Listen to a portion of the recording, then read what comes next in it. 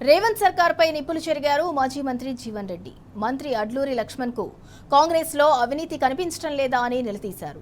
ధర్మపురిలో seize చేసిన ఇసుక dump ఏమైందని ప్రశ్నించారు. ధాన్యం కొనుగోళ్లలో రైతులకు అన్యాయం జరుగుతున్నా ఎందుకు పట్టించుకోవటం లేదని ధ్వజమెత్తారు. వాస్తవాలు మాట్లాడితే మంత్రి అడ్లూరి లక్ష్మణ్ ఎందుకు ఉలిక్కి పడుతున్నారని ఫైర్ అయ్యారు జీవన్ రెడ్డి. తిరిగానే వాస్తవాలు విస్మరించి రైతులు విస్మరిస్తా అనుకుంటే ఎట్లా? మాది ఒకటే డిమాండ్. ఇలా జగిత్యాల జిల్లా బీఆర్ఎస్ పార్టీ పక్షాన ఇప్పుడు జిల్లాలో ధర్మకాంత ఎంత తూకం ఇచ్చినవో అంత తూకానికి ఏది ఇస్తుందో రైతులకు ధరగట్టించి లక్ష్మణ్ కుమార్ గారు మంత్రి కాగానే మొత్తం సమస్యలన్నీ కనుమరుగైపోతాయి. ఆయన మంత్రి ఆగముందు ఏ సమస్యలు ఉండే వీళ్ళు అవేవి కనబడే.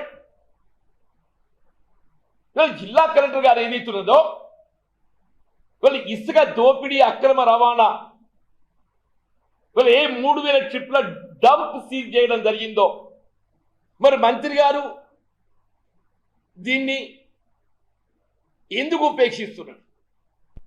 ఈ 30 లక్షల డంప్ సీజ్ ఏదైతే ఏమైంది? దీన్ని విచారణ చేపించి చర్యలు తీసుకోవాల్సిన బాధ్యత మంత్రి గారి పైన లేదా? ఈ 30 లక్షల రూపాయలు ఎవరి జేబులోకి పోయినాయి?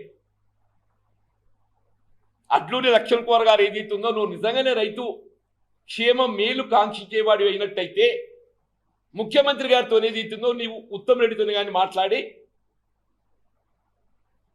రైతాంగానికి చెల్లింపు చేయవలసినటువంటి ఒక ధాన్యం తూకం పేమెంట్ ధర్మకాంత తూకం ప్రకారం చెల్లింపు చేపినాయన ఈ 2 ఏళ్ళు నువ్వే మంత్రులు.